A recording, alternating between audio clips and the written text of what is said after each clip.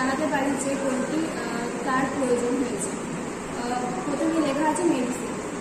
মেডিসিনের যে সুইচ, ওটা ক্লিক করলে প্রথমে আমার ভিতরে যে আরডিউনো তাতে গিয়ে তার থেকে এনআরএফ গিয়ে এখান থেকে এনআরএফে যাবে, যার মাধ্যমে ওখানে লেখা থাকবে বা কোনো আওয়াজ আসবে যে কোনটা তার প্রয়োজন হয়েছে। তার মাধ্যমে আমরা জানাতে পারি যে তার কোনটার প্রয়োজন, সে তাতে থেকে বুঝতে পারে তার কোনটার যদি দুটি ভাগে বিভক্ত। এটি ট্রান্সমিটার, এটা রিসিভার। ট্রান্সমিটারে সুইচ আছে, সুইচ ভিতরে আরডিউনো আছে, এনআরএফ আছে, আর এখানে ব্যাটারি আছে, সুইচ আছে। আর রিসিভারে আছে ডিসপ্লে, ব্যাটারি চার্জিংয়ের জন্য চার্জিং পয়েন্ট। এতেও আরডিউনো আছে, এতেও আরডিউনো আছে, এনআরএফও আছে, এতেও এনআরএফ আছে।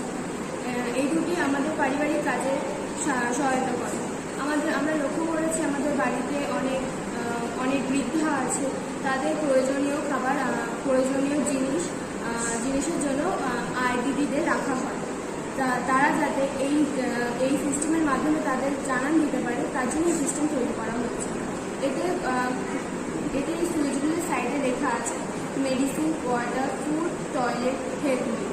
এইগুলি এই সুইচে ক্লিক করলে এখান থেকে এতে জানান দেবে, যিনি যাকে জানান দেবে তার কাছে এতে থাকবে।